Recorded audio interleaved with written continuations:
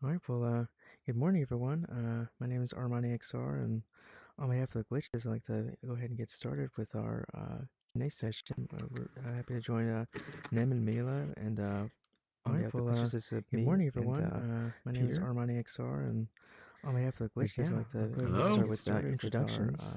Q&A session. I'll We're start with happy Peter's to join introduction first, and then Nem and mine, Mila, and we'll go to and Nem and Mila. all On right, behalf of well, the Glitches, it's good me morning, and Hello, everyone. everyone. my name is I'm Armani Peter. XR, and on behalf of the A Glitches, little I'd bit like about to me.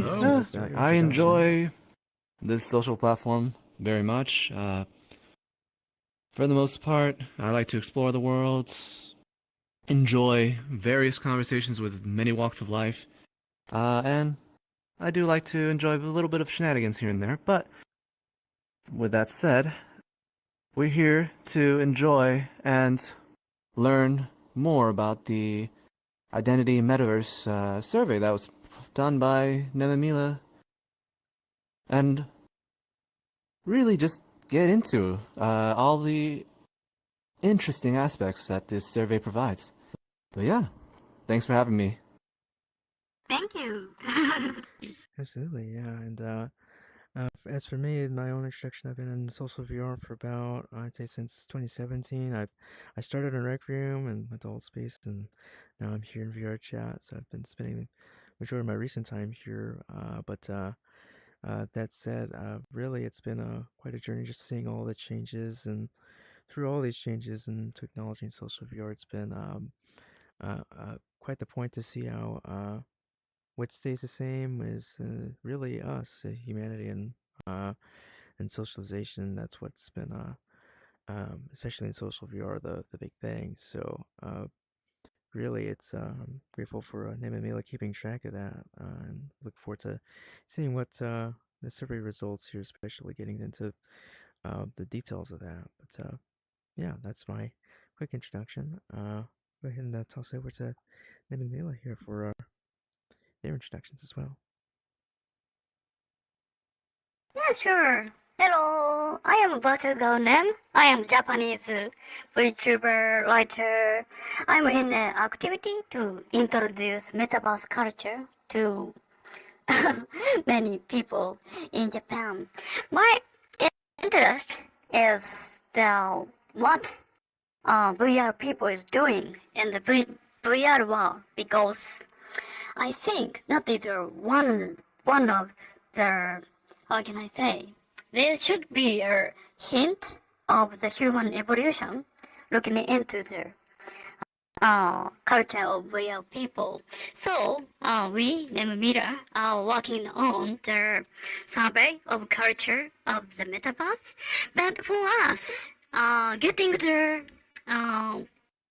data of foreign people is one big challenge. So, like today, communicate between the so many foreign people is super great chance for us. Thank you. And my Hi. best friend Mira. Yeah. Hi. Thanks to all of you for watching us, for watching this stream today. Thanks to the Glitches team for inviting us and also introducing work and also supporting it. So my name is Mila, like Nam introduced. I'm half of this project. We've been doing surveys for the last like 4 or 5 years. Yeah, we change the theme or we do an update on certain like surveys we did in the prior years. That's one part of my research, and I'm also a PhD student. Struggling to understand why am I doing a PhD.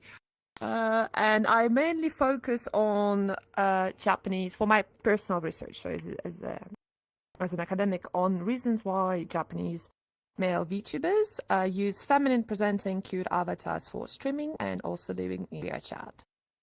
And these types of works that we do with them is also related to my overall curiosity and interest in cultures, specifically when it comes to digital or virtual cultures and how users express themselves through avatars and how identities are shaped through the technology and the medium and how it shapes back the medium in itself. And yeah, I would say that's about it. And then I live in VHR as a cute girl.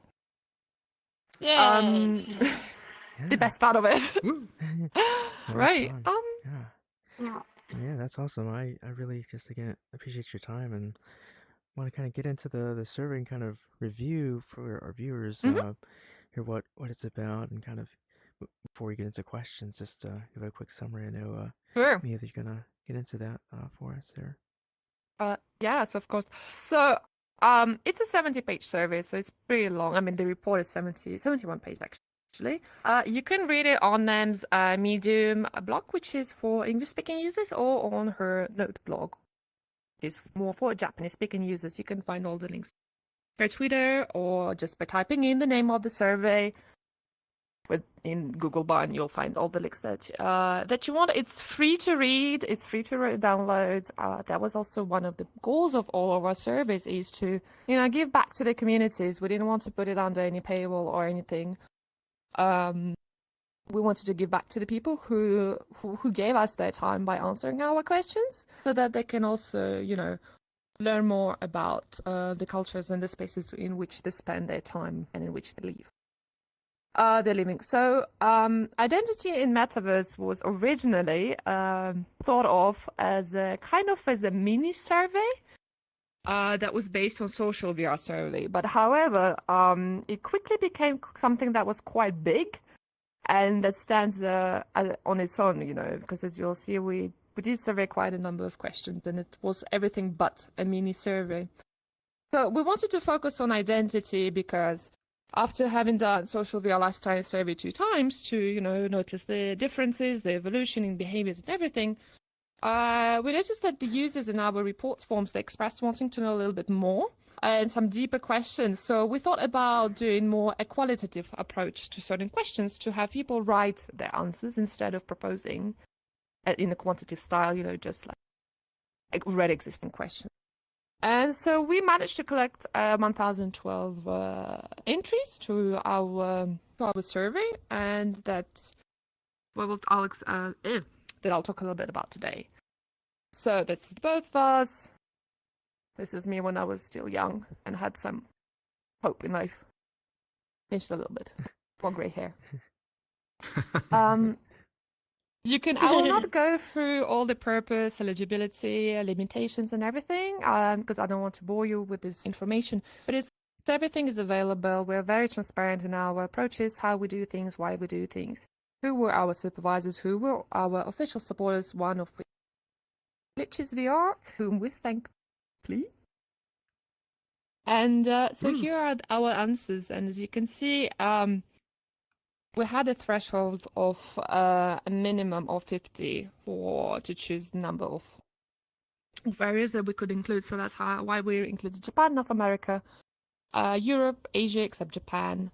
And then you can see the other entries, other countries that we did collect answers from, but they were too little to include as it would have been created and, not comparable data. And for the process of analysis, basically, for quantitative questions, very simple.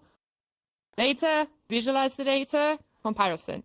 For qualitative, it was a little bit different, a little bit more difficult. So we collected all of the answers. I read all the answers, and then I kind of extracted trends and grouped based on types of groups of answers. And so that was all of that was done manually, because personally that's what we found to be the best solution and the most accurate solution. Mila read everything. It was crazy hard work. Yes. Yeah. We tried to use AI or GG as a smarter way, but that is not working so much. So yeah, this time the manual comparison, manual grouping should be best. We decided so. So yeah, I read through everything. It was fun. And yeah, so we decided our. It was fun. Yeah, no, did I dream about answers? Yes. Did I go out in the world and see my Excel sheet in front of my eyes? Yes. But apart from that, it was really wonderful. So we divided into like 4 types, users profile, motivations, and influences, and various forms of identity that I will briefly go through today. And same thing for limitations, sampling error, and everything. You can read through it afterwards. So it's, as I think most of you would have guessed it by now, it's bilingual. It's in English and Japanese. So for the users profiles, as usual, I would say VRChat was one of the dominant platforms. However, one of the differences we noticed this year is that Resonate, which was launched in 2023, became the second most popular service in 3 regions. As usual, the majority of the users are male. However, we do see an increase in what we grouped as other, so not male or female. So it was also transgender individuals, non-binary, people who did not feel that they were part of male or female group. And we see an increase in this particular group in North America and Europe. And so whilst the age of users in VRChat is quite young, most of them are in their 20s or under, but we did also notice an increase in 19 years old and under since last year, specifically in North America and Europe. As you can see, VRChat and in red, Resonate, that has become the second most, let's say, used platform across users that from whom we collected the information. Same thing, as you can see, majority are male, with an increase in individuals who do not identify as male or female. And as same thing for the age, you can see that the majority, so in yellow, is in their 20s. So the majorities are in their 20s, which makes me feel also a little bit old. And we see an increasing under 19 years old users across North America, Europe, and specifically in VRChat and Resonate. So for our motivations regarding like avatars and why the people chose specific designs, we see that there's of course like a variety of motivations. We can't just say there's anything was one thing of one specific reason underlying why people decided to look a certain way. But we noticed that like across platforms, across whatever the person identifies, whatever the platform they use, whatever avatar type they use, a descriptive that quite often came up was cuteness. Cuteness was quite often actually a meaningful element as to why a person chose a specific appearance. Also, we noticed that personal preferences played an important role. For example, if somebody, an example we'll see later on, for example, if a person likes sci-fi, their avatar, because of their hobby or because of their preference, would reflect certain sci-fi elements. I think it's also like us, at least I'm talking for myself. Do I like anime cute girls? Yeah. Am I dressed as one because of that? Yeah. So yeah, personal preferences, they always play a role, especially in virtual worlds where we can actually,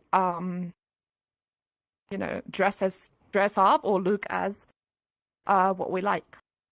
Then they also have point 4. There's also like certain avatars that allowed for certain forms of communication. For example, if we're thinking, for example, becoming a different gender identity or becoming more like an animal type character allowed users to express themselves in a different way compared to their offline world. And that's what we noticed. And the majority of the avatars, which is quite interesting, more and more people are preferring semi-humanoid avatars. The semi-humanoid will be a humanoid type avatar with, let's say, ears or a tail, but not exactly to an extent. Some of them do identify as not exactly as furry, but let's say just like had ears or something. We did allow users to choose themselves which group they thought they belonged to. So those who answered semi-humanoid, they thought that they belonged to this group. Right? Furry type of avatar is included. Yeah, in this type. Yeah. And this is and then here we have like the qualitative part where I read through the answers. We asked people why did they choose humanoid type avatar. So we always chose like 3 main reasons. Of course, there were more than those, but we had to limit at some point.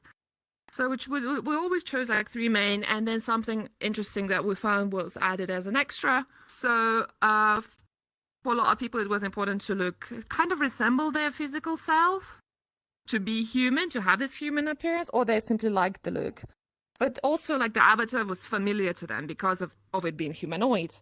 For semi-humanoid, what was important is to be cute, have this uniqueness element to it. And then for some of the individuals, there were furries, so for them it was important to be part of the fandom. For robots, like I mentioned prior, personal preference like technology or to be part of community, this is quite important. The VTuber's influence is quite interesting because it is Nora Kat's influence. Nora Kat is a Japanese VTuber, and she has a specific type of avatar that other users also use in VR chat. So there's also that we can see here. And for animals type avatars, cuteness was an important factor, but also self-expression from the constraints of the human form, right? And for monsters, personal preference for fantasy or liking the look. So as we can see, it's quite diverse. This graph doesn't really change every year, and we still see like majority of male users with a preference for majority feminine presenting avatars amongst male users or female users, although we see a slight decrease here, 9% and 5%. So we do see slightly a little bit more diversity in types of avatars that we're seeing. And for example, we asked why did male users specifically prefer feminine avatars. The reasons were to be cute, they had a preference for this type of avatars, also to be different from yourselves because they could express themselves in a different manner, and also to fit in with others because there are more options. Because in a way, feminine presenting avatars, especially on platforms such as Booth, up until recently, they had more fashion choices, they had also more skins, more textures, which allowed you to express yourself a little bit more. And there was also the gender aspect of being liberated from being a male. Because for some of them, like, being a man, being a male felt painful and quite difficult to live with. As for those who had a consistency between their sex and the appearance of their avatar, it was to fit with their self, personal preference, and on the opposite, compared to before, they felt unease with using a feminine presenting avatar. Maybe Whereas you for guys male, are female, not part of this. you're here. Maybe. For female users who prefer feminine avatars, was to fit with their physical self, to be cute, or personal preference for fashion, because there's a lot of fashion options, especially like on Japanese websites, like I said, Booth, for avatar clothing. And for those who preferred masculine presenting avatar, it was due to fit with their gender recognition because they identified as a trans men, or preference for guy-type characters, or to be liberated from being a female, the assigned sex at birth, right? That's what I mean. And for the avatar ages, we said majority are in the youth or avatar appearance. Sorry, the majority of the avatars do have a youthful appearance. So I would say me and Amber fit into this category of youth, between 15 and 24 years old. And we can see also preference for younger avatars. And here's the distribution by platform and age that I will not go too much into, otherwise we'll be here forever. And which is quite interesting is that we do not see exactly a correlation between users' age and the type of avatar they prefer, because this is what we try to see here across like female users and male users and other users, whether there was a correlation. And we did not really specifically observe any correlations between the ages and the physical selves and the avatar age, right? Which was quite interesting to see. And we can see like a preference for younger looking characters is cuteness, personal preferences, the affection that comes with it, and also this desire to get kind of back to the pure self when, you know, you were not an adult paying taxes, basically. And for those preferred youth, there was a similar age because it goes up to until 24 to be young. They also like the appearance and youthfulness. In a sense, it allows or evokes certain behaviors that maybe if you appear more adult, they would not be allowed in a sense. For example, something that I typically heard from the Japanese community was like, if you're looking like a young cute girl avatar, if you fail, nobody's going to judge you for it. Whereas if you're an adult, it's slightly different. It's quite interesting to see. And for those who chose adult-looking avatars, similar age, and they like the look, personal preference. And for avatars that did not look a specific age, there was because there was no settings or the age could not be estimated. Thinking about like sci-fi animal and avatars or animal-looking avatars. And what's quite interesting is afterwards, majority of the users preferred avatars that looked completely different from their physical self. We can see that's across everywhere, basically. And those who did say that they looked like similar to physical self, the connection was quite important. For example, when I first started, my avatar looked quite a lot like me. Actually, still, it looks like I used to look. So I had to add like tattoos and everything to make it feel more like me. Those who include certain elements of themselves, they still want the connection, they want the immersion that comes with it, they want this feeling of familiarity. And those who look completely different from their physical self, right? There's the desire to transform, because they don't see the reason to look like your physical self, because they like the appearance, or because they dislike how they look in the offline world. And then that was the part for the identity. And then when we look into influences of social VR, we see that the majority of people, they changed a little bit their behavior to some extent when they're online. Specifically, for example, in Europe. Majority said they had a positive influence. Of course, there's a slight bias because probably those who had a negative influence with VRChat, they simply, or any Metaverse platform, they stopped using them and they wouldn't have answered our survey.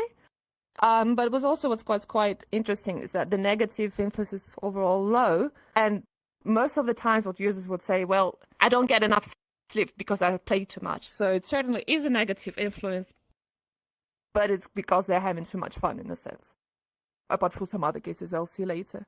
And so as you can see, majority do change their behavior to some extent. To be more, for example, to be more social, to fit with the avatar peers, to feel more relaxed from your position, like in your physical reality. Let's say if you have a job that is very demanding, you want to maybe like be a little bit more chill and more relaxed in VR. Also, for example, the way the body changes, how they speak, it changes also. And for those who according to whom it doesn't change at all, the behavior is because they want to act exactly as they're in the physical world, or they don't see any need to change, or they do not feel good at acting. For them, it feels like they have to act. And like I said, majority said a positive influence across all platforms. Greater social interactions, mental health has improved, broadening of values or learnings, and like I said, negative influence, less sleep because playing too much, or spending too much time in virtual reality. Then great, I would say, negative influence is that, the excess of VR kind of leads you to sometimes physical or mental damage also. And in the last part of various forms of identity, what I found quite interesting is that 55% of users, they do not hide who they are in VR, that they use VR. And for those who do hide, the reasons are normally prejudice from others or wanting to keep the two parts separate. And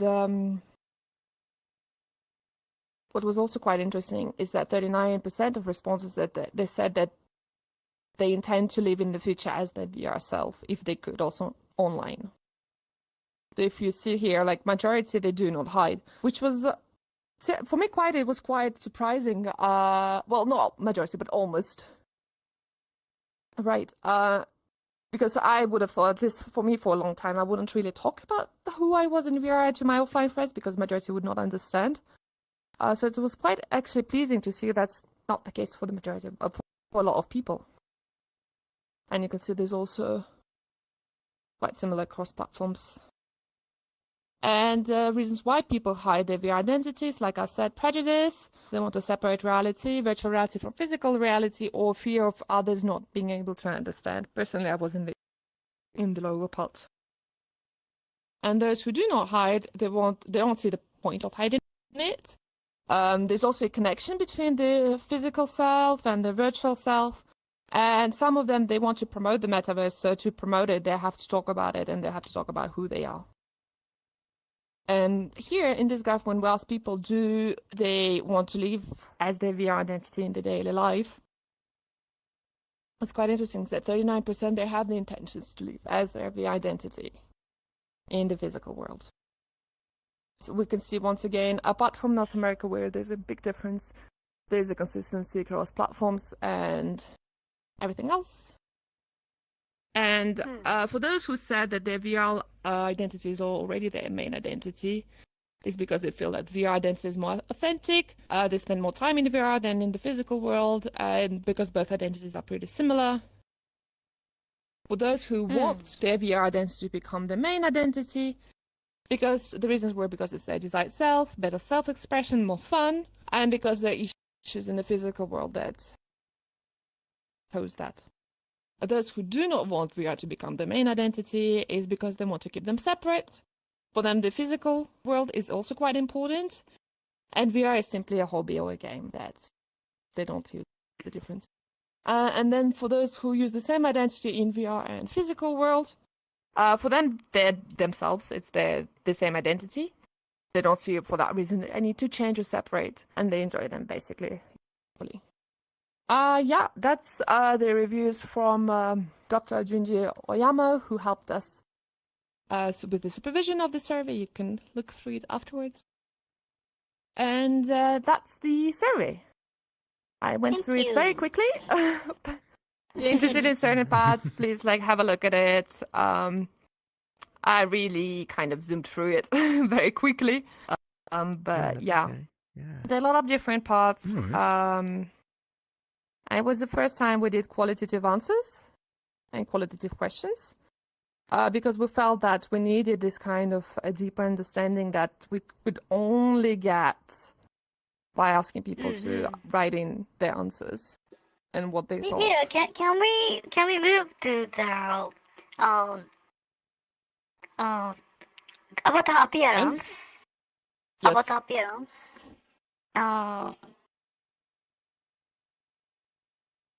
Which one's this? No, next one. The sexual cross sexuality. This? And the next one. Yeah, by looking into this, even American majority uses feminine type of avatar, but compared from Japan, it is a little bit less. Yeah. Yeah. Yeah. I want to discuss this with American audience. What do you think? Yeah. No, that's a Maybe great question. in Japan, yeah, I might be a super good example of the majority to use feminine type of avatar. But you guys are using masculine type of avatar. Why in your community? What is the majority? Money? Yeah, I can start. For me, it came down to more of a representative aspect, especially given how at least in terms of my skin colors, I'm in a sort of minority with that, and so I kind of really wanted to represent myself, not just for myself, but also for potential users of social VR like me who may not be as familiar with both VR as well as the concept of socializing in VR, and that you can be yourself and you don't have to be anyone else. So that was I think kind of that a big totally deal. makes sense. So you mean your real world identity is also it is super important in the virtual world. That might be one part of reason of you. Thank you. How about you, Peter? As for me, my avatar is a more idealized expression of myself. Obviously, there are I see. aspects that are fantasy. In this case, the blue hair. I wish I had blue hair in real life, but but Yeah, your avatar is and the super elf cool. is. Oh, thank you. I appreciate it. Yeah. But one things that are consistent are the beard and the complexion, actually. And for the most part, I guess the physique is slowly getting there too. But that's besides the point. This is an avatar that I like to express myself as I want people to see me as close to my physical self. Thus, when they interact with me, they know that they're interacting with someone that is as close as you can interact with in the physical space versus the VR space and whatnot. Yeah, for me it's like I see. yeah. Yeah, for me it's like I see you as like cosplaying in VR and then cosplaying in like real life, and it's like it's real fun to see like the representation. Like Yeah. have fun like that. That's really fun. Oh, I see. It is super interesting. Well, maybe between countries there might be different percentages between the reality and the fiction, the best balance. Maybe sometimes depends on the country, culture, everything. Maybe for Japanese, Japan is a little bit different from America. It is very rare for us to conscious with the race difference or that kind of thing. So that might be one reason we want to become a completely different animation character and show our characteristic. Or Japanese animation culture might be have a super big influence for me, for us. How do you think, Mira? You were super straight type. Yeah, I think I mean for Japan, I've noticed like the influence of anime girls, especially in anime, is quite predominant, which we also started seeing in VHS already since some time, right? I think that's something that has to do with it. I also feel like maybe in the West, where some of the users might be more conscious of wanting to have this continuity between themselves, how they in physical world or in VR, like you said, could be because of minority groups, also because you want to show people that there is a variety of representations. I know, for example, when I would talk to my like offline friends who do not use like VR chat or like virtual characters at all, some of them they would be like, okay, so if like for them it would make sense that me as a female would use a feminine presenting avatar, but they would not understand why would a man or a male user use a feminine presenting avatar. For them, they did not make sense. So I think there's something of that, of like culturally. But it's also quite interesting because if we look at data from gaming, there's a lot of what's called like gender swapping in games where male users prefer feminine presenting avatars, be it for personal preference or because like for tactics or gameplay or whatever. So we see that this exists. I think it's just a question of time of it picking up, and maybe the reasons how users use VR chat, which might also influence. Especially like in Japan, like VTubers are so popular. So I wonder if to what extent that could also influence how users want to present themselves. And also the association, like I feel like the at least amongst people I talk to, amongst like Japanese users, this the ideal and the concepts that represents this cute girl character, right? The shoujo type character. It's often linked to freedom, having no consequences if you fail, being able to express yourselves, being able to say you like cute things, you like sweet things.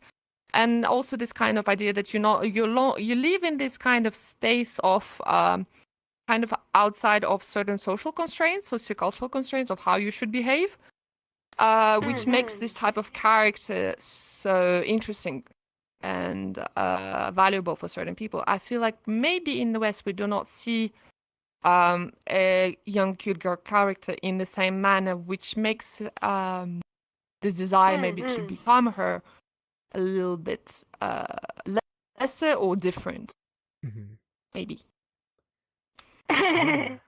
Yeah. Interesting.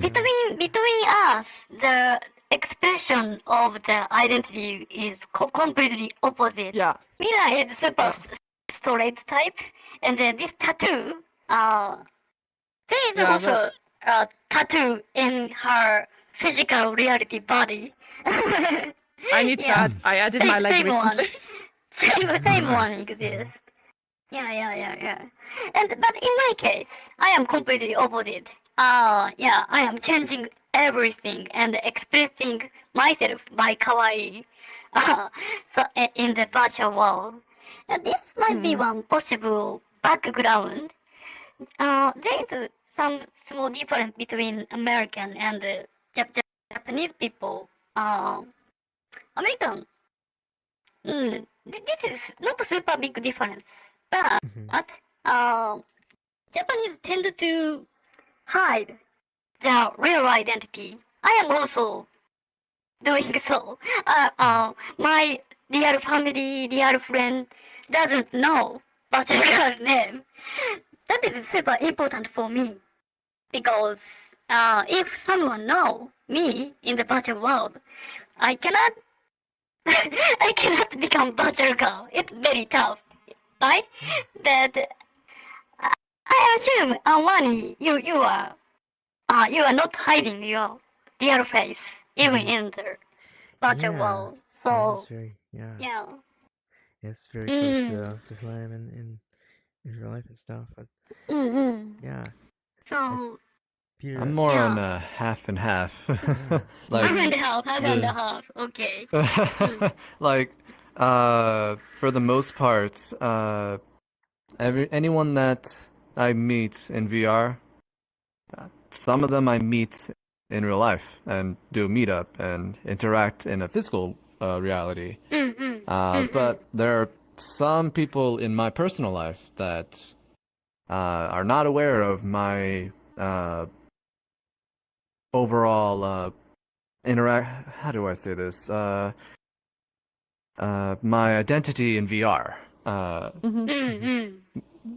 Though mostly it's because they never ask, and I usually am keep to myself anyway. I don't just outwardly express, "Hey, I am a VR user," like out in the open or with friends, unless they are curious. In which case, I will let them know.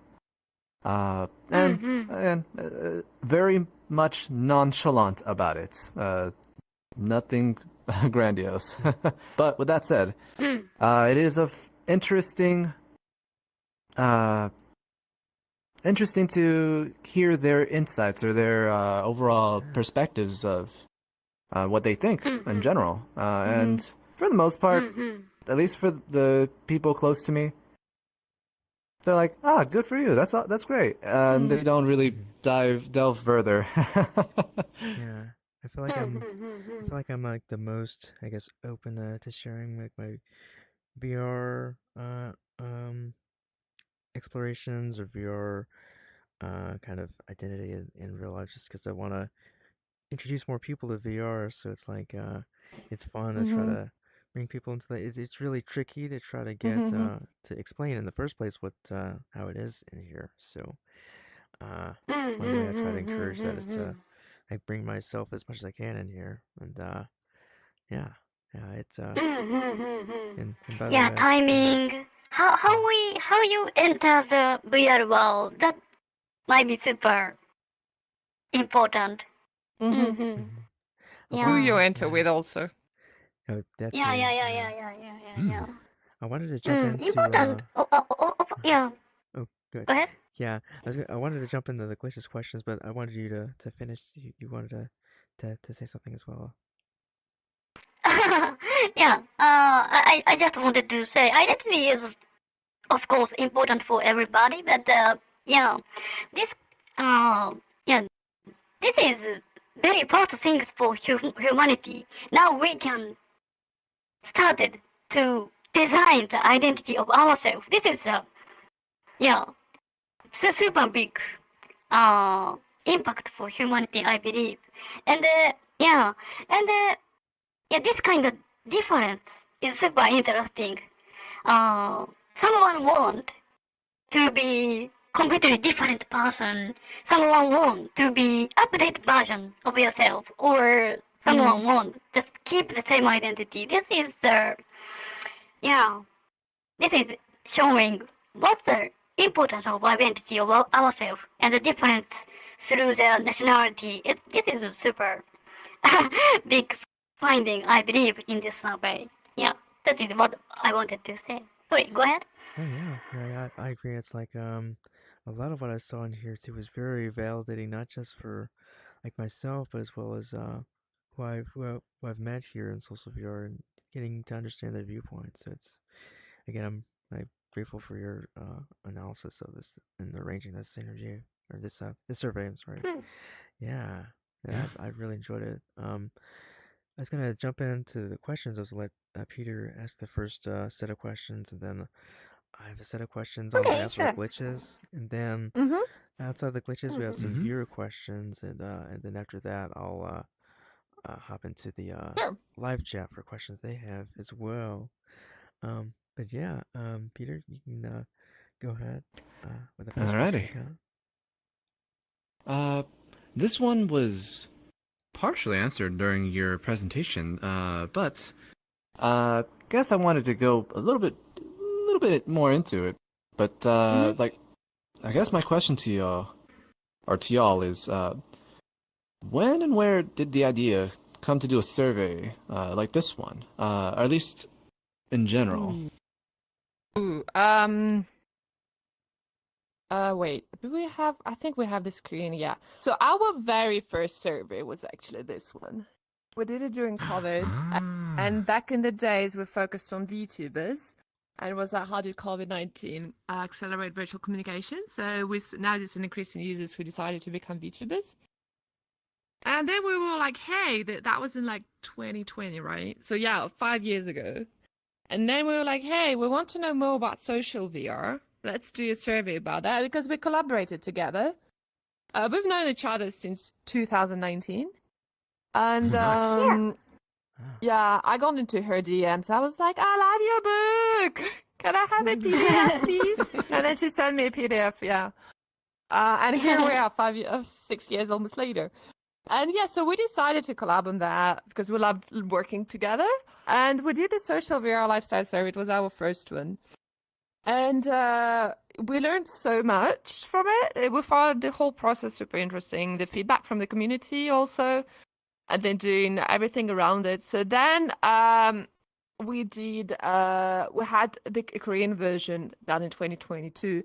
Then 2 years ago, well, almost 2 years ago, we did the one in harassment because back in those days, there was this whole thing with Meta and the discussions about personal space going on. So we wanted to see to what extent is there harassment and what forms of harassment exist in social VR. And then last year we did again social VR lifestyle survey because, well, there has been a lot of updates and changes. So we wanted to see how, 2 years later, how did the culture evolve? Because let's not forget, like internet spaces and virtual worlds, things evolve super quickly. Yes, So we indeed. wanted to see, yeah. And then we're like, we actually met up in Tokyo because I was there for a documentary. And then we were like, okay, maybe we should do a survey that takes apart from this one and focuses like deeper into it, right? And then I was like, well, I love researching everything that has to do with identity, right? Let's try to do something that's kind of based on this, but goes deep into the identity part.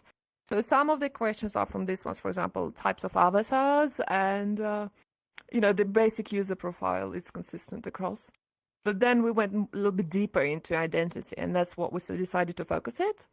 I'll focus on for this time. And I think it's something that we will bring up in the following years, because we do like one survey per year, where maybe we take one part and focus a little bit more into it to see, to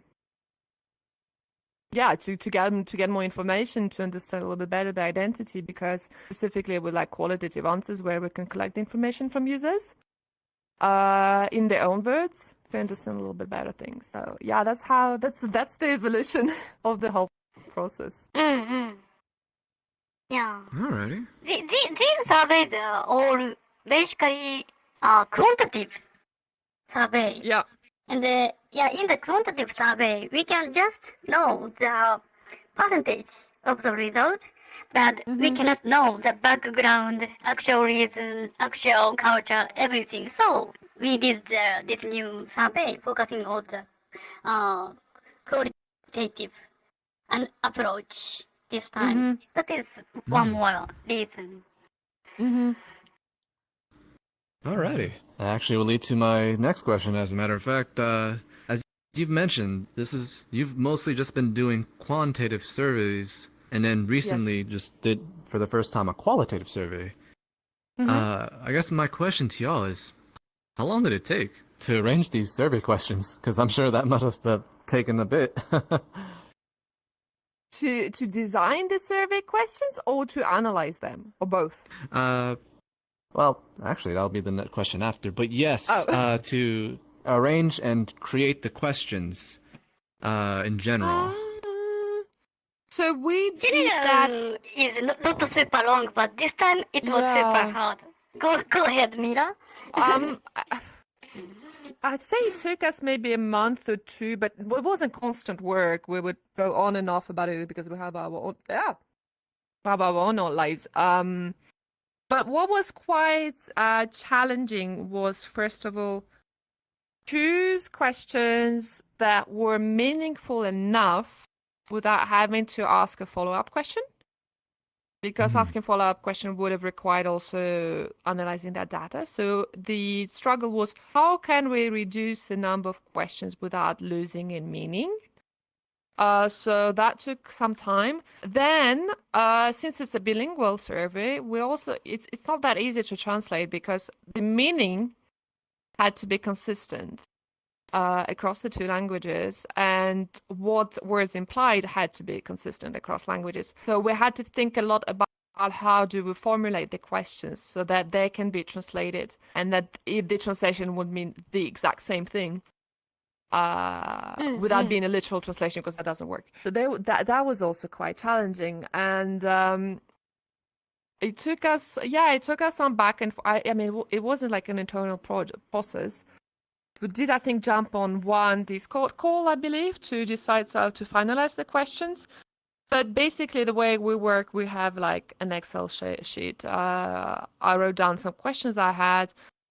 Them corrected, them suggested, we rewrote, we rediscussed them, we left some time, and then we looked at them again. And we always do a test survey, so we ask a couple of users to go through the questions, Japanese speaking users and English speaking users, more precisely, to see whether what we were thinking made sense to other people. Because sometimes, like in our head, it makes sense, but the person reading might be not that true. So we also did that designing. But yeah, it did not take specifically longer than what we would do for quantitative questions. But let's say we took into considerations other factors. Alrighty. Thank you. Alright, then I guess I got one last question on my end, and then I'll hand it over to Armani to have his questions asked and answered. But I guess my question, this is related to how you all did the avatar categories. How did y'all distinguish the certain avatars from each other? Like, for example, like humanoid versus semi-humanoid. Because there's like, I believe, like a certain threshold y'all designated, but I'm just curious. Do you want to answer? Yeah. That is very, very good question. Before I go asking answers, we are showing this sheet, this visual, and then the participant choose the result. But basically, as you say, the definition is very, how can I say? Sometimes it's very difficult. My avatar is humanoid, or my avatar is semi-humanoid, and in that case, this is basically depends on the participants' own self-recognition. So even if two persons is using the same avatar, one person might answer, my avatar is humanoid, but another user might answer, my avatar is semi-humanoid. This is also possible. Anyway, this percentage is just showing the not the actual design, but their own recognition. This is the answer. Ah, I see. So this is And- the participants' self answer Yes. that you've Yes. recognized. Absolutely. Ah. Yes. And back in the day when we designed this sheet, we also asked, I remember Nem asking on her Twitter for Yeah. users to submit So many images of people. semi-humanoid or their humanoid robot avatars as examples. So these are images provided to us generously by VRChat users as examples of their avatars that would part of this category, which is very, I find, personally helpful when answering this question. Oh, yeah. 3 years ago, semi-humanoid is not so many like this. Yeah. But this is increasing year by year. We don't know why. It is very interesting. Humanoid is decreasing. Even though humanoid type avatar is majority in the physical reality world. Yeah. That's interesting. Cat girls for life. Yeah. Yeah. Yeah, Yeah. it's kind of Maybe related, yeah. fantasy element is very good to show their own characteristic. Yeah. Yeah. No, that makes sense. I'm curious too. This was kind of a follow-up question to this one because it's Mhm. we were trying to discussing this and the glitches team. It's like or the collective here, and we were wondering why in particular why furries weren't enter the furries up users who were in the furry fandom. Why weren't they in their own category instead of being included in semi-humanoid? Is that Because also issues with international, let's say, service. What might be considered as a furry in the West might not be considered in the same way a furry in Japan. So it was simpler to, you know, the issues with, let's say, large-scale servers is that at some point you have to create a server in a way that's understandable by everyone, which means, of course, sometimes sacrificing certain minority groups because you cannot include everything, unfortunately, when it's a large-scale survey. So based on our experience with previous answers from previous years, and within our own experiences in communities, we knew, for example, for a fact that in Japanese communities, yes, there are people who identify as furries, but first of all, it wouldn't be exactly the same term. Or for some of them, it would be including animal-like characteristics, so semi-humanoid. So if we would have included semi-humanoid with animal ears and then separately a furry, we would have had the issue of, okay, then to what extent do we separate from a user being a furry or a user being a semi-humanoid and then a user being an animal-type avatar completely differently, right? So we prefer to combine together because there were users that expressed that there were similarities.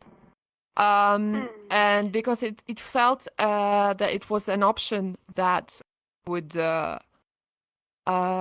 let's say would suit the majority and that the majority would understand it rather than making the separation.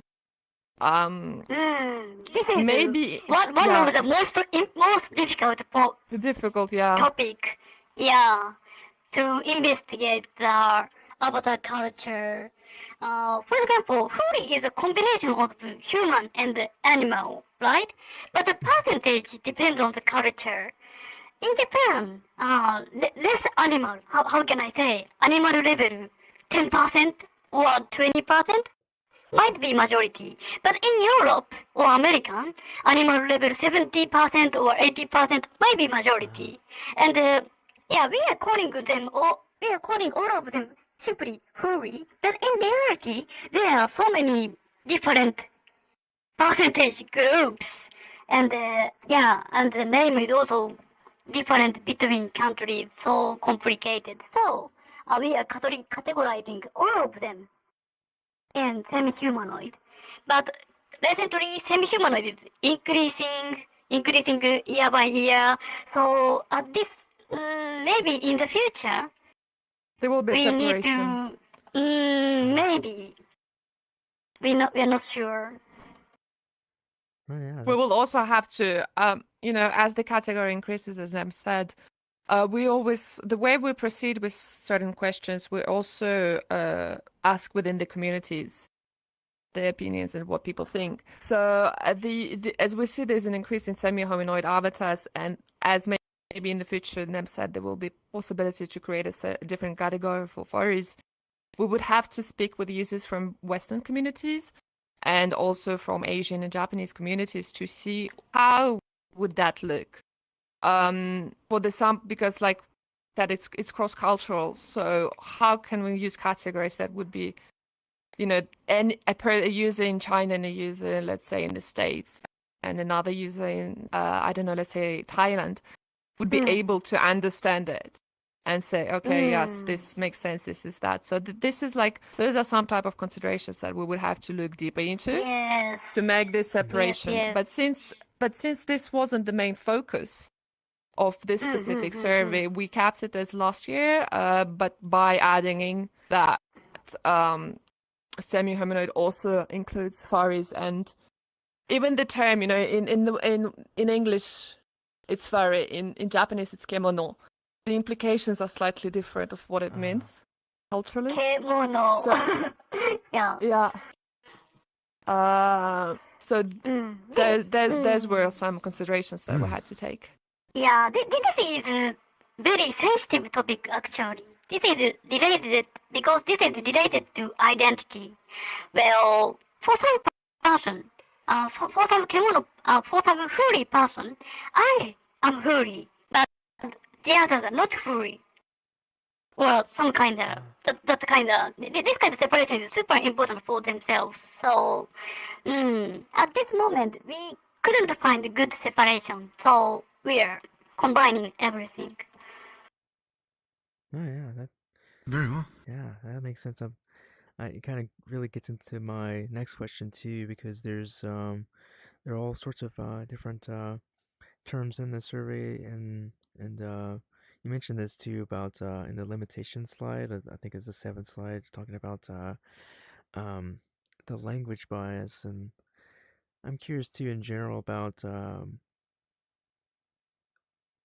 really just can you explain more about the issues you ran Language into? bias. Yeah, with English and Japanese, and especially Mm-hmm. let's say terms like defining, I guess, physical sex, and then talking about the presentation with Yeah. physical sex and gender presentation, and kind of Yeah. So, put simply, well, first of all, one of the simplest biases is that basically only people who could speak English or Japanese could answer this survey.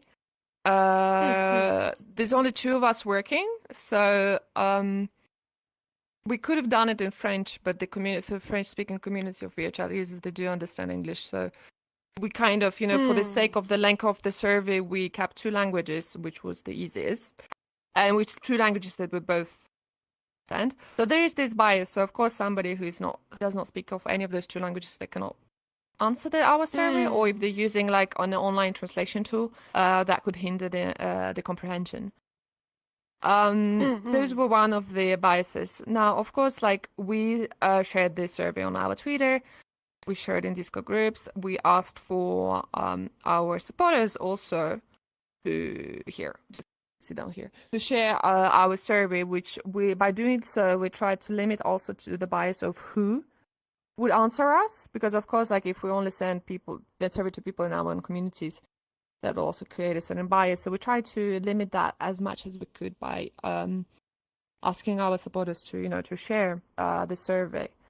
And language-wise barrier, for example, the reason why we ask, please state your sex in the physical world, so it's regarding the user, because the question is we do not want to compare what was the assigned sex at birth and how does the gender identity, what is the relation between and the avatar identity. That was not the question. We wanted to know simply, users are assigned sex at birth, so physical sex, and then how do they represent themselves as their avatar. The reason why we did not ask gender, there's several reasons. First of all, not everybody understands what is gender. A lot of people do not have a correct understanding of what is gender. A lot of people misunderstand sex as gender and as being the same things. So being a male and a man are two different things. You can be born female and you can be a man. You can be born male and be a woman, right? Being man and a woman, that's your gender representations, which is, specific to a historical time, to a specific culture, to how you perceive yourself, to how you show yourself, how others perceive, and how you identify. So that's one thing. A lot of people might misunderstand. Not a lot of people make the difference. For example, in the States, very simple. Conservatives do not see gender as being a thing for them. Being a male means being a man, right? In Japan, gender is a loan word. So it's gender, and it's taken from English. Not a lot of people understand what it means. Not a lot of people make the difference from sex. So the term, for example, used in Japanese is seibetsu. Seibetsu refers more to your sex. It also has this implication that your sex and gender are the same. So that you're male and man. It has this meaning behind it. So knowing that, first of all, not everyone understands what gender is. Not all cultures or areas have an understanding of what gender, in the way, for example, we might understand it in the West and in certain parts of Western countries. And knowing the differences with language barriers of, using a loan word that is not specifically known to the majority of the users, we decided to make it simpler for everyone to ask for the users basically physical sex, so assigned sex at birth. Now, we do understand that not everybody, there's intersex people, there's also transgender. We do understand the complexity of this question and the possibilities of gender identification, sex identification issues that it can cause. Hence why we have the other category where users could answer it. Now, we did not divide the other category because we wouldn't have had enough answers, but that's how we did it. Because we had, once again, we had to take into considerations language barriers, comprehension barriers, and cultural barriers, which are also due to the language bias, in a sense, right? If we were to conduct maybe a survey only in English, focusing towards Western users, we could have simply defined gender, it would have been that. But now, does somebody, let's say, living in a province, let's say, in a small province in China, would they have the same understanding of gender as somebody living in New York? I'm not sure. Hence, specifically that these discussions around gender, they domestically stem from the 20th century, so it's not like they've been here around for that long. In the way how we understand, right? And there's still a lot of debates, there's still a lot of discussions. So we had to be also kind of careful in the words that we're using and the language that we're using due to the language barrier, but also thinking of like, how can we use the terms that most of the people would understand and the categories that most people would understand? And how would those things translate from one another? For example, the English version of saying your assigned sex at birth, which has been a preferred way of asking for users' physical sex, to be more how to say, to use not a more protective language, but to be more meaningful of individuals who are transgender. The term assigned sex at birth does not make sense in Japanese.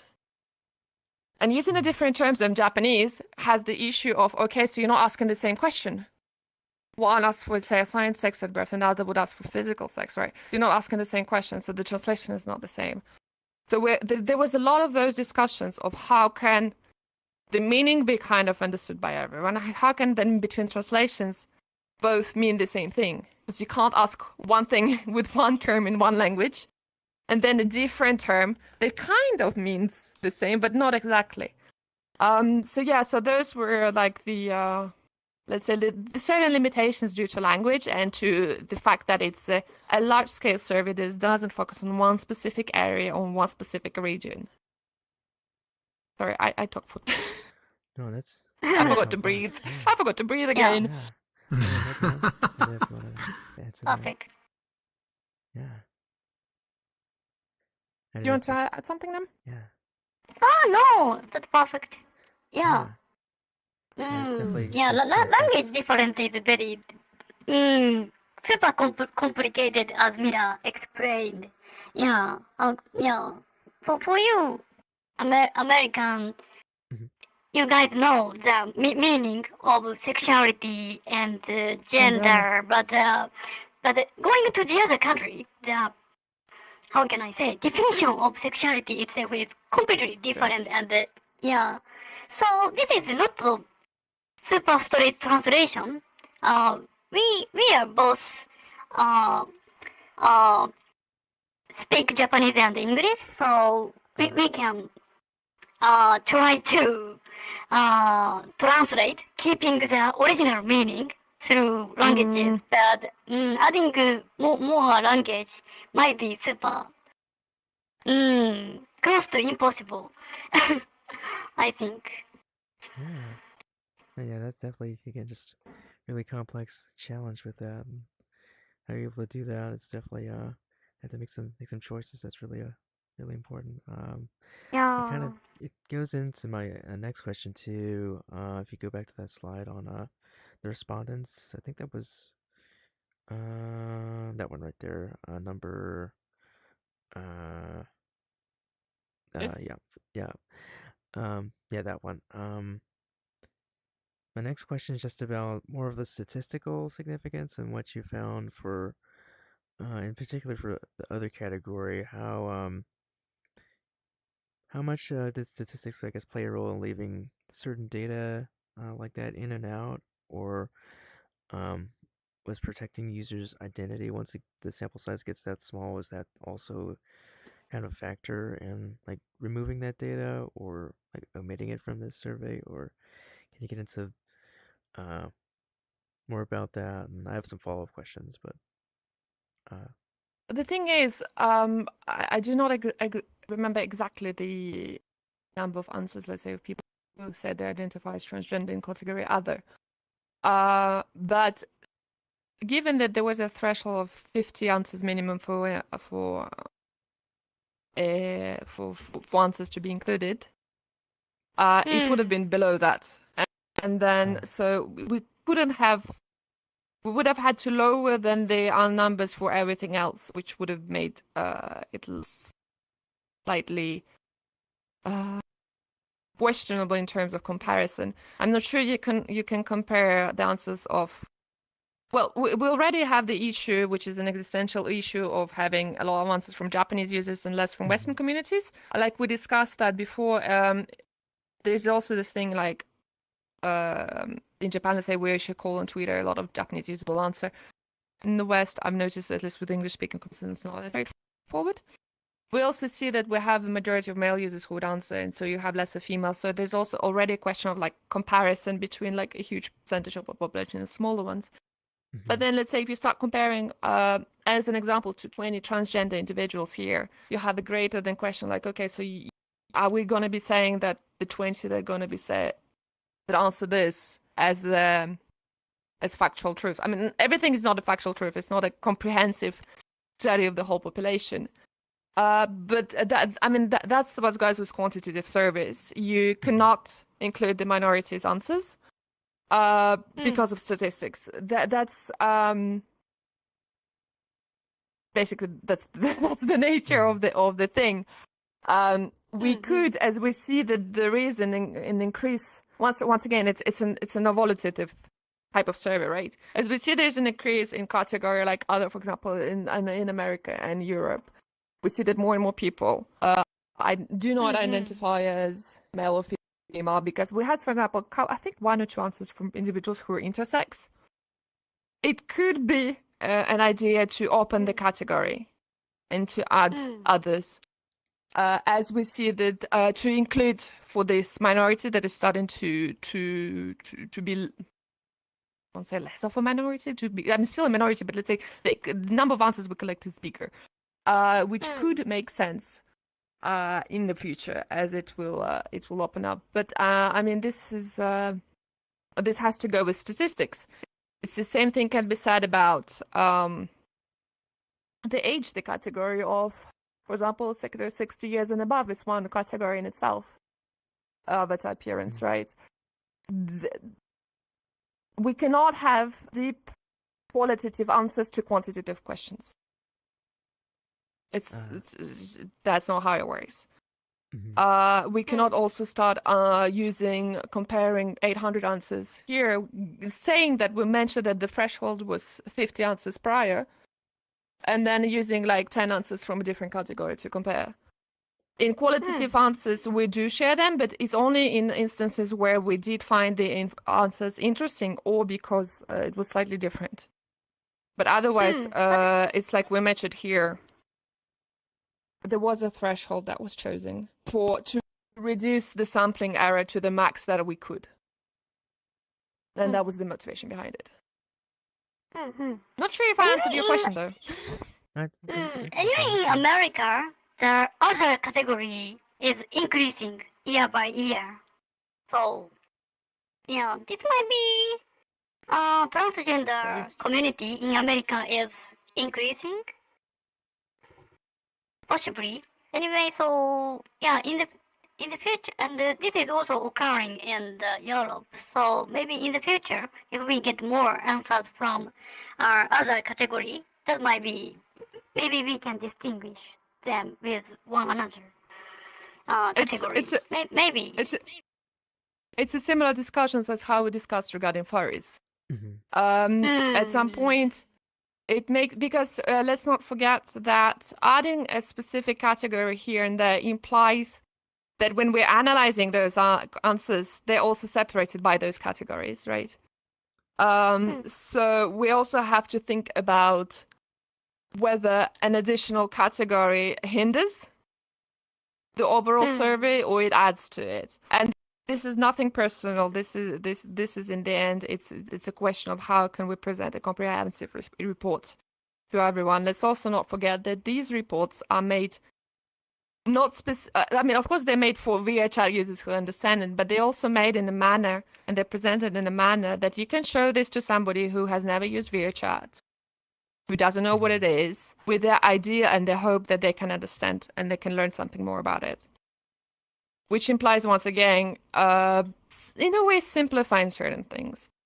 Would have it been an academic study, a deep academic study into avatar identities of transgender individuals, it would have been a whole different survey. It would have been designed completely different. Given that this is an overall survey that does go a little bit deeper into identity, but it's still an overall survey and it's a large scale, certain things have to be done in the same manner for it to be, comprehensible and understandable to everyone. We also not have to forget that, how can I say it in the most political correct manner? Sometimes media picks up things in a certain way and twists them, right? We've known that happened quite a lot regarding internet cultures. When we designed the survey questions, and when we design this survey, we also think about how can, in the case of, let's say, media picking up the survey and posting about it, how can we reduce potential damage then?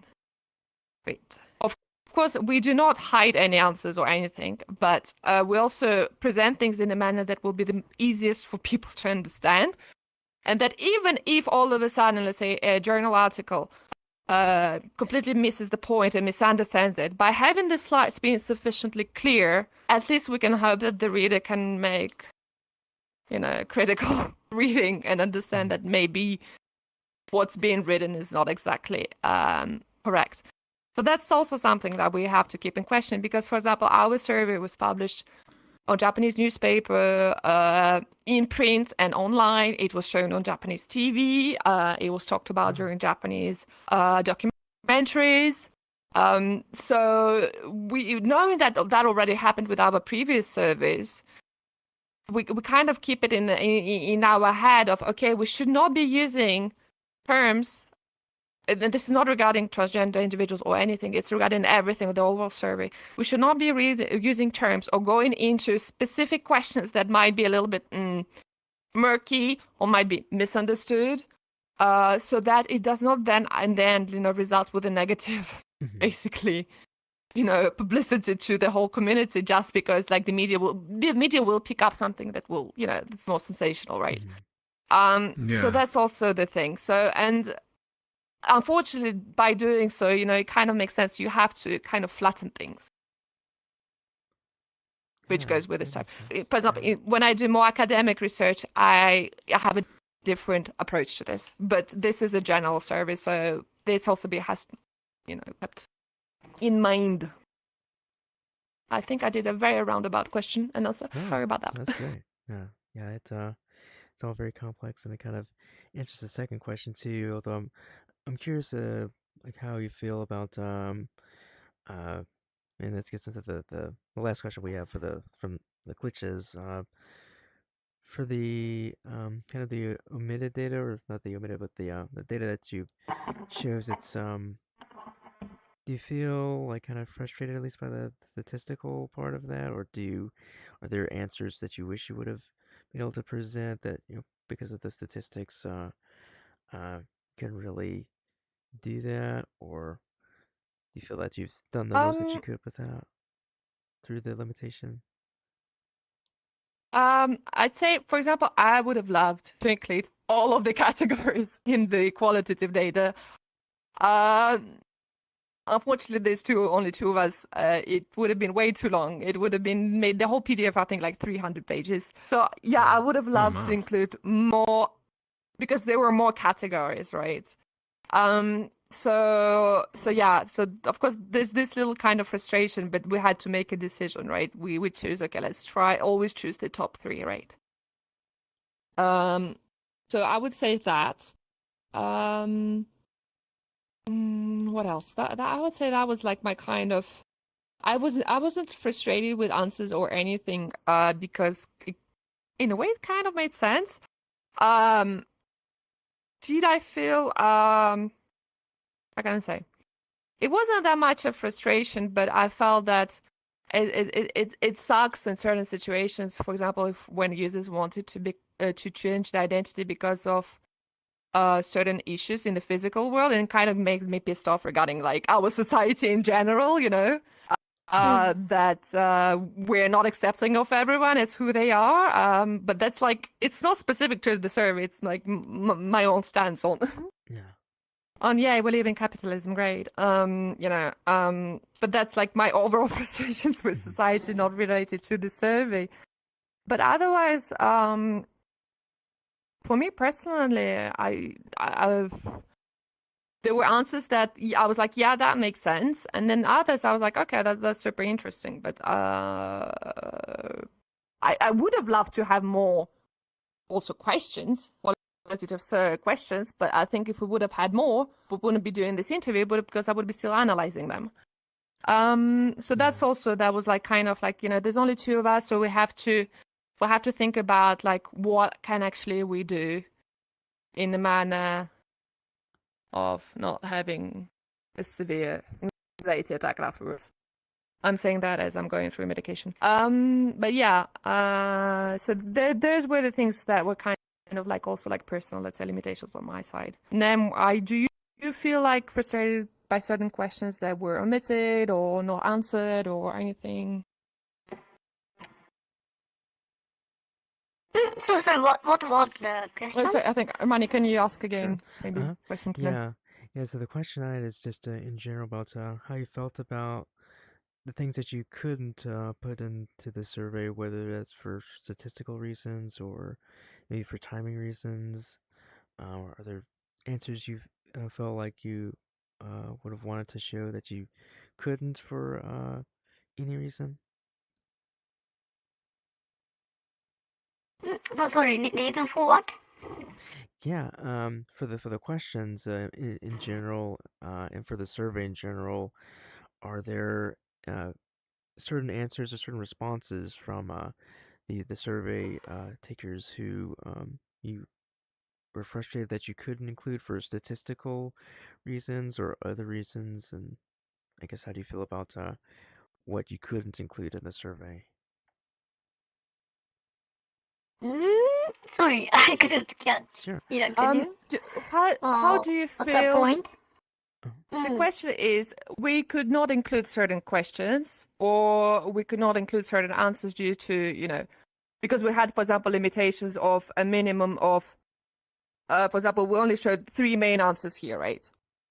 How do you feel about things that we had to exclude because of either statistical limitations or because of like qualitative limitations or simply questions that we did not ask the users? Like, how do you feel about things that we couldn't show or that we didn't collect? Oh, okay, I see. Yeah, actually, I and Mila are picking up the examples super carefully because, how can I say, some of the answers include their personal information or we not also good had that, wording or something. So, yeah. And I think even if there is no limitation, I believe this style is best because if there are much more answers, the pages of the report will be extremely big and difficult to see. Yeah, so our report is, how can I say? I think this, this is, how can I say? This is a technological report, but not this.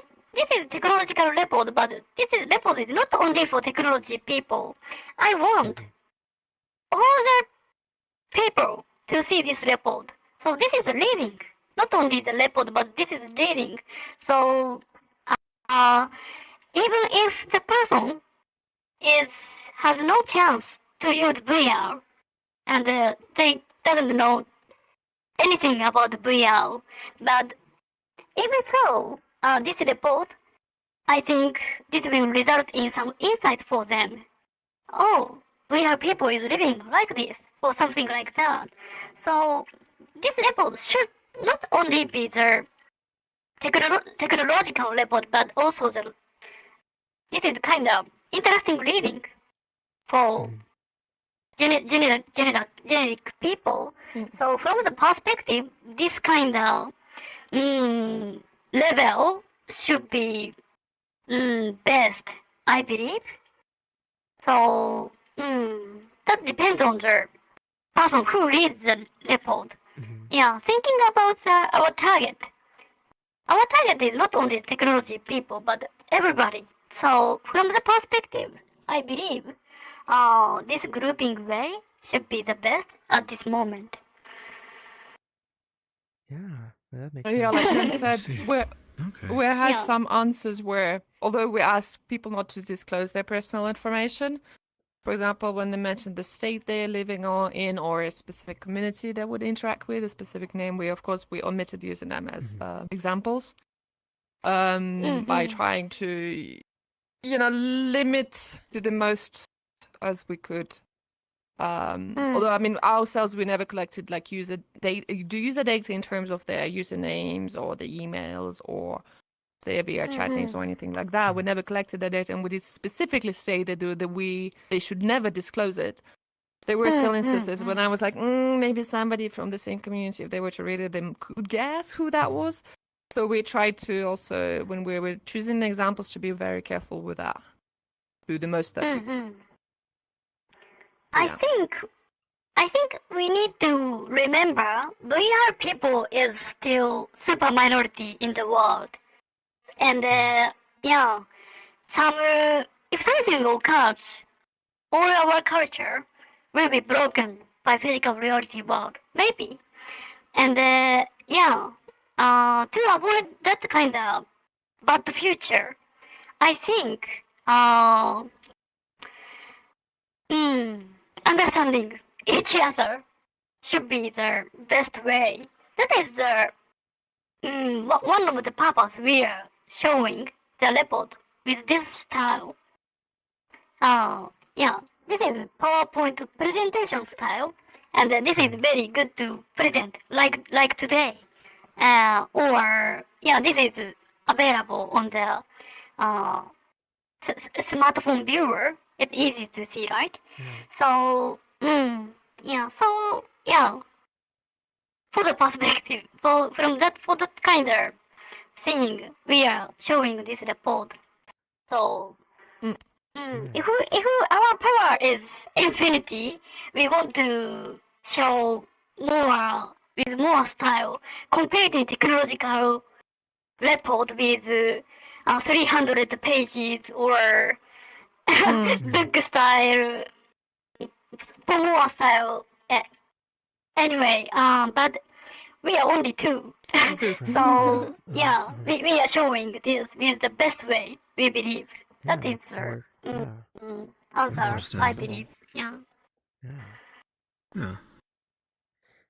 Okay. So that's But what. this is already super big for us Right. to manage. Yeah. Yeah, it's Yeah, increasing we really year by pushed it year. this year. Yeah. Was Yeah, this, let's make smaller report in the next time. right?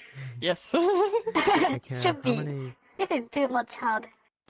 I have an additional question from the glitches. That was the last like glitches question. Then I have some more Yeah. viewer questions, but kind of an additional question. This was timeline wise. This was over the course of it took a couple months to just read through all the reports. Or how long did the time wise did the analysis take for you? So for I don't remember if we wrote that. Let's see if my memory serves me right, which I do not guarantee. That's So okay. we finished the survey July 12th. I was away in July. I started looking into August into answers. I first did all the quantitative data, which was very quick, took me about a week. It was pretty straightforward. And then qualitative, I started in one manner, then we realized through discussings with NEM that the grouping wasn't exactly correct. So we had to kind of circle back, and I think it was beginning of September, maybe we had a Discord call and we kind of divided how we were going to do the qualitative questions. What I mean by that analysis, not the type of analysis, but for example, do we do qualitative answers based on area? For example, here instead of white humanoid, it would have been white humanoid and only, for example, North American users. Or do we group everyone together? How do you know? How do we separate it? Do we not separate it? So those were our discussions, and we were like, okay, let's see, what do we want to know from each answer, from each question, right? So that we discussed about. So for example, here it was but then here, for example, we wanted to know why male users would prefer feminine avatars. So we had to have feminine avatars divided between male users and, for example, female users, right? And then in, for example, age category, it was overall, all the users, why did they prefer a juvenile appearance or why they prefer the youth appearance? So we did like a long Discord call to kind of decide. And then I got back to my spreadsheet. And I think it started in September. And if I believe, well, I gave you the last analysis beginning of November, mid-November, no? Or mid-October. Something like that. Around that. No, mid-November. Yeah, mid-November. I was doing this every day, except for weekends, because I declared that weekends are for a tentative of a life outside of my PC. And I have my regular stuff with PhD that I have to take care of on my life, and then I would spend like 2 hours every evening on this, non-stop, for about almost well, starting really end of August and then up until like mid-November. It was something along those lines. Yeah. Yeah. Oh, yeah, It that's was hard work. It took some time. It took some time to balance. Yeah. Yeah. Yeah, quantitative analysis is super easy. Yeah. Oh yeah, that was straightforward. It was done in a week. We put all the data to Excel sheet. That's everything matter. Yeah, Yeah. qualitative is very hard. All right. I True. got my got the next questions here coming from the viewers. I'm gonna check on them here. Some of these may have been answered in the process of earlier questions, but I'll ask them anyway and see if we can get through them a little bit quicker, and then I'll check on our live chat for any questions. But yeah, this first one it comes from going back to limitations again. I'll read this kind of verbatim and then I'll go back and kind of adjust it.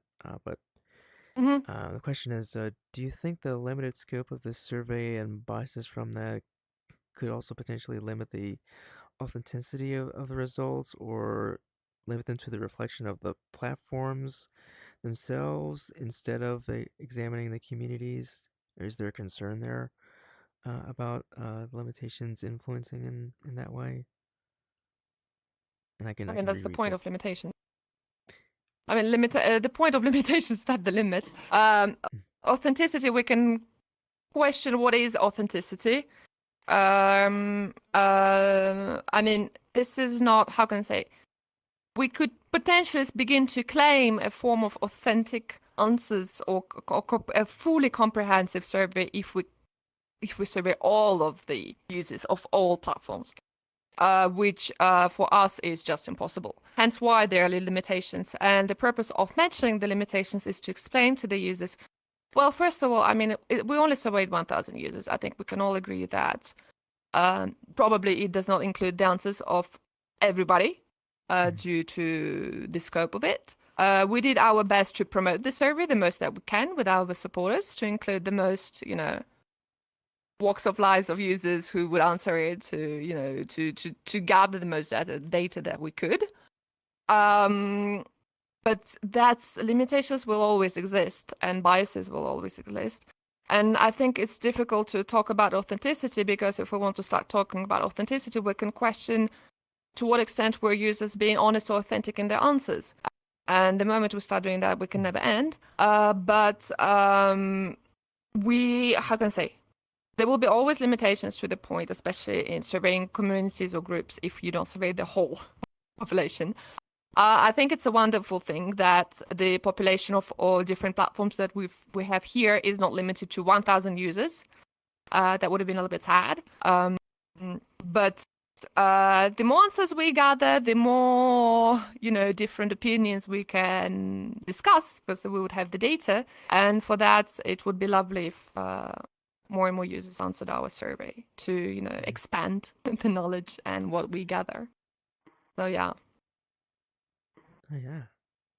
I'd say not mentioning limitations in survey is a little bit of kind of point, I mean, that's my personal background, like doing academia. There's always limitations. There's always a bias. There's no such a thing as a non-biased research, even in maths, even in hard science. Non-biased research does not exist. Your own background, your own socioeconomic status impacts a lot your knowledge. So zero bias just doesn't exist. It can be open to debate. I'm not sure that's the point of today's. So biases always exist, and I believe limitations always exist. For us, it was very important to be transparent and to mention them. Things should not be taken at face value. I believe that there are communities where the majority of the users are female using are male using masculine presenting avatars. Does this survey specifically maybe reflect this small community? Not exactly, but then again, we can only write and show data that we have gathered, and as shows this slide, not this slide. I will get to that. Well, one of the slides, basically. I'll get to it here, where you have our official supporters and like recruitment methods. We issue press releases. We spread the survey various social media sites and communities on Discords, on Twitter. We try to, open up to that. It's not only our followers or only our friends who answered, right? So that people like we had absolutely no connection with would have answered the survey. So, and we have immersive via, it's an English-speaking base, Accent Park English-speaking base, you guys English-speaking base, via Clubbit, UC English-speaking base. Metaverse, we have Hiki, which is Japanese company, Pandora Japanese, Medical Japanese, Frontier, Frontier Japanese, Viagito Japanese, Vinos Japanese. So we have different like supporters, be it communities, be it media outlets, be it groups, who spread with their own communities the service, so that it would open it to the most population we could. So yeah. That's right. Yeah. This is kind of a second question. And kind of, I don't want to say it's similar. It's just a little bit of a different question. Do you feel that by prompting participants to reflect on choices that are created for them in the survey, that the survey may have created reasons for the participants to, rather than uncovering their original responses? Do you find that you may have created kind of answers for them for the survey respondents to questions? If that makes. I can re-ask the question just to make sure it makes sense. If I will try to answer, and if my answer makes sense, then maybe understood. For example, let me choose a good. So of course, if we're asking about avatar age, we have to propose the categories, because we need to, and this was also long discussions about how do we differentiate and everything. So we, of course, when we ask if based on the category, it prompts a certain answer, because the users will have to choose between which they feel more like. But then the purpose of qualitative answers, qualitative questions behind it, is for the users to express more in details their reasoning for the answer. Right? Because, I mean, we do questions prompt certain answers, yes and no, because for us to be able to do a survey, we need to have questions. We have to have an objective of what we want to understand, right? Otherwise, it's non-formal interview, which is not possible in this type of research. For example, regarding age, there's specific answers, of course, but then the users could always explain their answers, and more precisely, they didn't just answer, for example, in this question, yeah, we preferred younger looking avatars, but they also gave more deeper explanation as to what it actually meant, what was the reasoning. So we which kind of allowed to have a deeper reading of the reasons and the motivations, right? I'm not sure I answered. I tried. Pretty sure. No, I'm pretty sure you did, because it's like trying to figure out in general with surveying, how do I get the answers, and what you have to have questions for them, and arrange the questions. I mean, that's a survey has to have questions, and an interview has to have questions. So, do questions prompt certain reflections? For certain users, maybe yes. For others, no. Let's not forget this was not an obligation. Any users who did not feel comfortable to answer, or who did not feel, who halfway through all of a sudden did not want to answer, they simply didn't answer. No, we collected only information that was submitted by the users. So yeah. Yeah, that makes sense. I'm going to move on to the next question here. This one is more kind of regarding the users who selected male as their physical sex, and these two questions here are kind of in regards to them as the majority here in this survey. So in general, and this question kind of summarizes, your research discusses the freedom of self-expression in VR, and How does this align with the theory that societal emotional suppression, especially for men, would drive them to seek these kind of emotional outlets in VR specifically? So this survey specifically, I mean, we did have instances where we had, let me get to it, where, for example, male users, why did they use feminine appearance? They did mention like to be liberated from the idea of what it implies to be a male user, for example, right? Similarly, for female users who used masculine presenting avatars, you know, it's kind of goes in both instances. I think social codes and social hegemonic norms, they do limit and impose certain ways we have to act to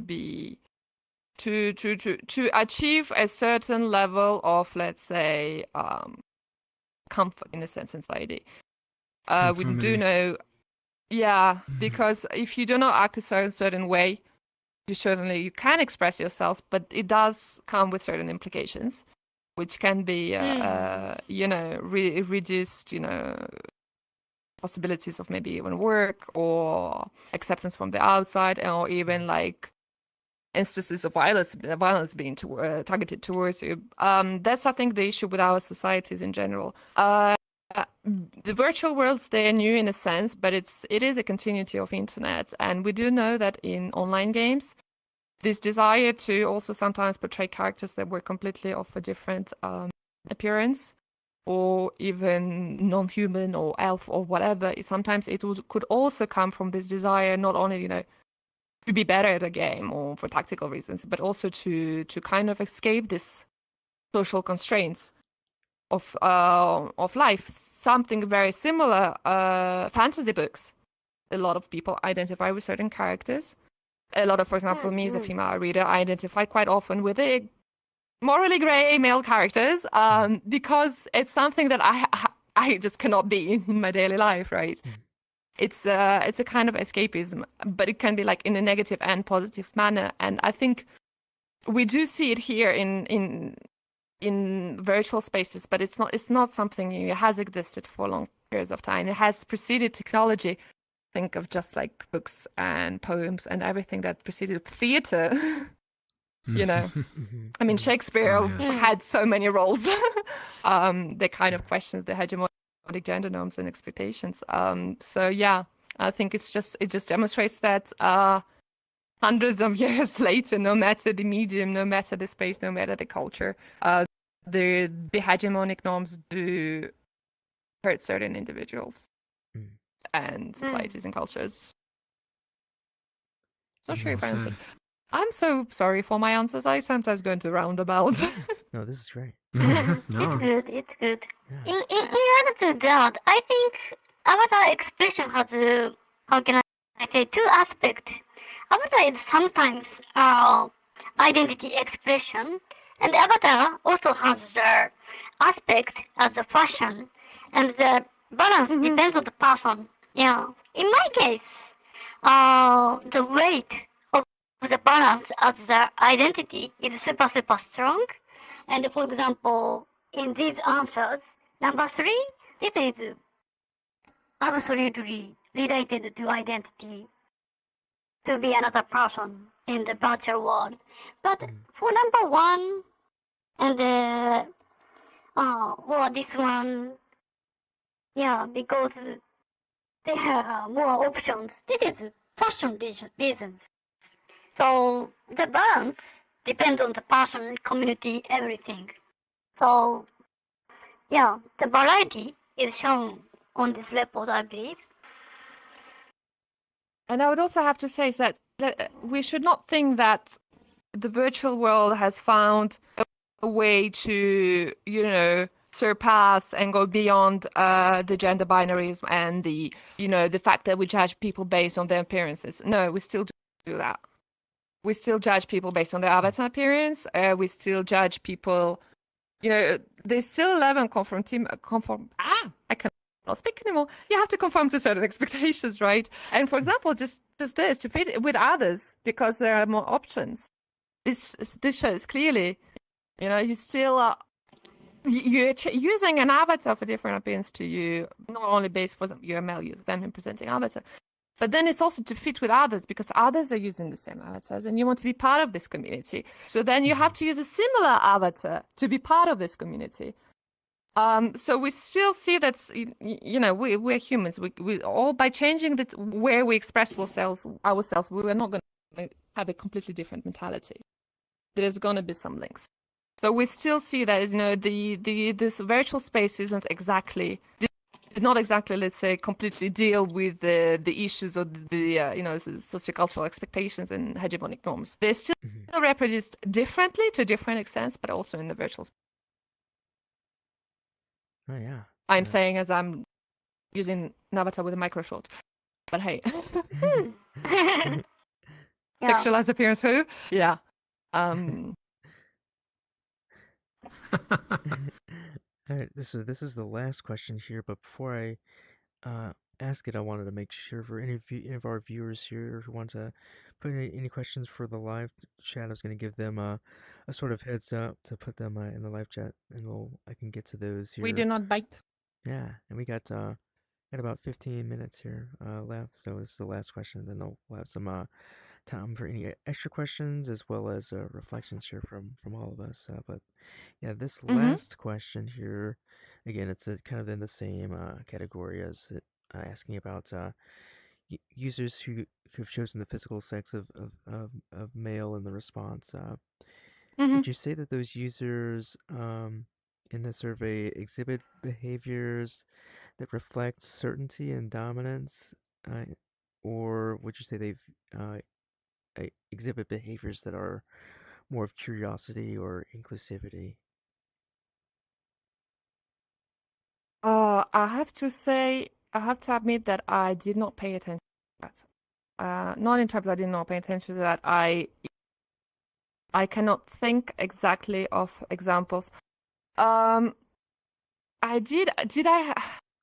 had maybe one or two answers that kind of come up in mind. I don't have the exact quotation in my head, but I do remember reading, for example, male users saying something along the lines of, yeah, because like young female appearance is like the best prime age. Did that make me feel a little bit like, as a woman reading it? I was like, yeah, but I remember that being like one instance. I also remember like individuals saying that, yeah, they started to question their gender identity through the experience in the metaverse, and that kind of made them feel, a little bit, they questioned their experiences and what they learned, right? Can we say that it's part of inclusivity? Yes. I would say I had a little bit of both of them. Now, I do not remember having like a specific emotional reaction to being like, oh my God, everybody's saying this and this is like super misogynistic, or like, oh wow, this is super inclusive. I do not remember exactly those thoughts coming or those emotions. But then again, I was not reading those answers with that specific mindset. So I cannot affirm or deny, basically. Okay. Well, yeah, I'm gonna check the live chat here just to make sure, and while I'm doing that, we can kind of go through reflections. I can kind of start with mine because yeah, this is really, I'll say again, was really validating just for myself to see this all together and see not just how I felt, but how others felt with their identities and their avatars. Probably the trickiest question too that I'm thinking about is the very last one, talking about your identity matching your avatar's identity, or if the other way is are you trying to match like how the identity, what identity are you trying to match? And for me, I'll just give my own example because in real life I'm really close to this avatar. Yeah, and while I do that, yeah, I'm really close to this avatar, but in real life I didn't really have blue glasses, but I ended up getting them. So in a way, I'm kind of I got some physical Mm. reality to match my my avatar in virtual reality now, so I'm kind of like I remember yeah, seeing those cool exactly. glasses. Yeah, Peter and I, yeah. Yeah. So it's kind of for me, it's almost like a identifying aspect now that as Peter can attest to that we've met in real life, and he's seen me with my blue glasses, but it's like before that, before my avatar, I didn't really have I wasn't really wearing blue sunglasses, so Mm. stuff like that I Hmm. found validating to see in here like this. But Peter, didn't know if you Yeah. wanted to kind of add on to that with like kind of how you felt or thought about the results in general. All right. Overall, I do find, or excuse me, I really found this to be a very interesting survey and really just appreciated y'all's work and presenting it and giving a lot of interesting insight for users to observe, or excuse me, to oh my God, I am blanking out. Yeah, I that's okay. apologize. That's okay. No worries. It's all. It's But No worries. yeah, just to enjoy and to really just go through and learn more about, while Mm. also just uh, giving people a means to like kind of think about these aspects Mm-hmm. of identity and whatnot, while allowing again better discussion and just overall just something interesting to consider overall. But with that said, yeah, yeah.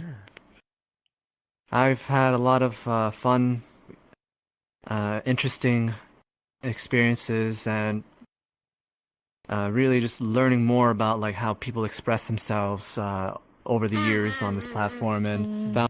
found it to be just very interesting in general. And again, people express themselves how they want to express, and knowing or seeing more of the reasons behind it is really just fascinating, and I'm all for it. Thank you. Myself included, Thank you. again, as I mentioned before, I like to express myself in a more idealized form, but you know, that's how I go about it. Mm. And whereas others express themselves completely different, but also really Mm. cool and really interestingly how they go about it. Mm. And yeah, overall, I appreciate you all having me here and to be here to fully enjoy and learn this experience in general. Thank you Yeah. so much. Uh, Yeah, as Yeah. I said, we humanity just started designing ourselves. We believe this is one of the most interesting thing that is happening in the virtual world. And uh, thank you guys. yeah. Uh, Is there Glitches.VR, oh, thank yeah, you. to Absolutely. support our survey. Maybe in the future, maybe we might do some next survey because our curiosity is infinity. So Yes. Mm-hmm. if so, yeah, please Hmm. help us again. Absolutely. Thank you so much. Yeah, it's a pleasure. Yeah. Yeah, Is there? Hmm. I wanted to thank the Glitches team for today's live stream and for all of your questions, and also like anyone who's watching. Thanks for like listening to me mumble and rumble a little bit That's here and okay. there. Thanks for all of your patience and also for your time, for everyone who answered the survey and took the time to spread it with their friends and whomever. We really hope like the future service we can get better and better and better. Nothing is ever perfect. There's room to grow, and there's always room to make things more inclusive with time. Yeah. Hmm. And we really hope to achieve that. And to learn. Yeah. Are there any additional, I guess, questions that we may have didn't ask, or are there any answers or anything you wanted to say to the survey respondents or our audience or everyone, just in general about this experience that we didn't Mm-hmm. get to in our any of our questions so far? I got one question. Mm-hmm. Go Mm-hmm. ahead. It's more like just a simple one, rather quick, and also again for something to look forward to. But do we have an idea what your next survey will be about? If you are planning one. No, we don't want to talk about that now because Ah. it was so crazy hard. But Yeah. maybe. Okay. I guess no, like How Nem about said, we you? haven't thought about it yet. I haven't thought about it at all. I closed the Excel sheet and I'm not looking forward to opening it again. No, we haven't thought about it. But for example, like the harassment in Metaverse, it was prompted because of things were happening, you know. There was this discussions with Meta, where there was discussions about the personal spaces, and there was this this whole like kind of media thing about, oh, harassment is like super horrible in the Metaverse and everything, and that's why we jumped on it and we were like, we have to survey that. So of course, if something very significant will happen, we will try to work around it. If nothing, by significant, I mean like that was something that really kind of was discussed even like in regular mainstream media, yeah, right?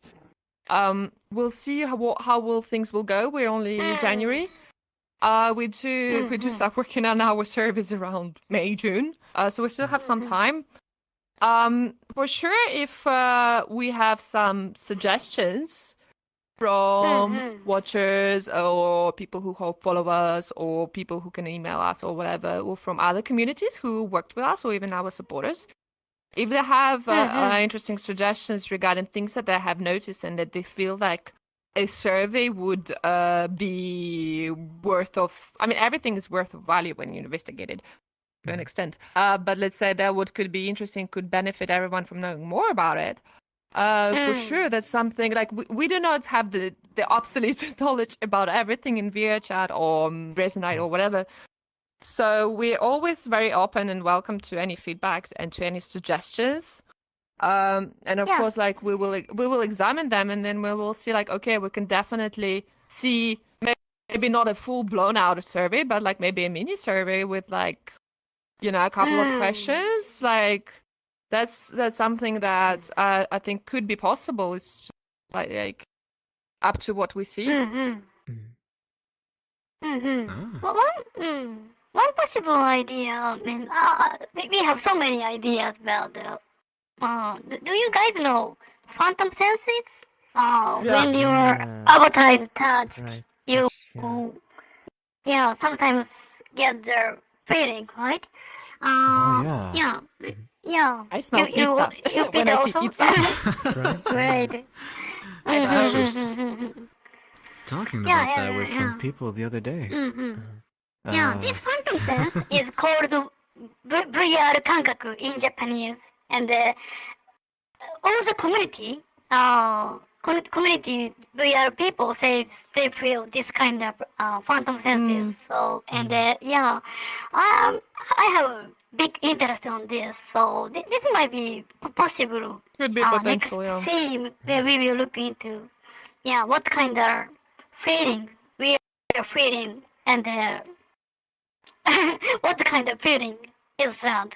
This is one possible super interesting topic. Anyway, we will, as Mila said, we will look into the feedback form, and there are so many ideas for the from the participants. So we will look into that to come up with idea. Yeah, that's But great. no, nothing at the moment. Yeah. Okay. Yeah. Yeah. Well, seeing no questions, at least right now, and no other responses I got, I just again want to thank you for your time and for all the time with the survey and now and just in the future as well. We really appreciate it, and viewers, we appreciate you as well. Yeah. Survey respondents here. Thank you for Yeah. joining, Thank everyone. you so much. Join us. And Thank before you.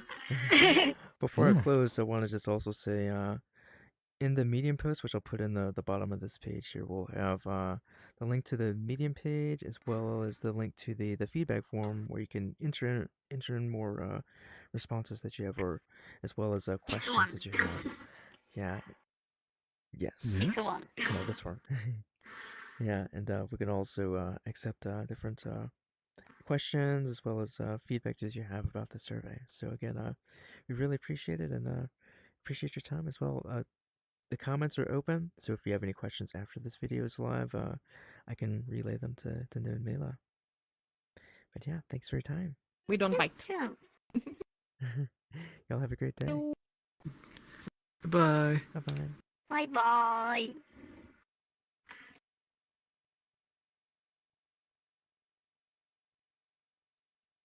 Mm-hmm.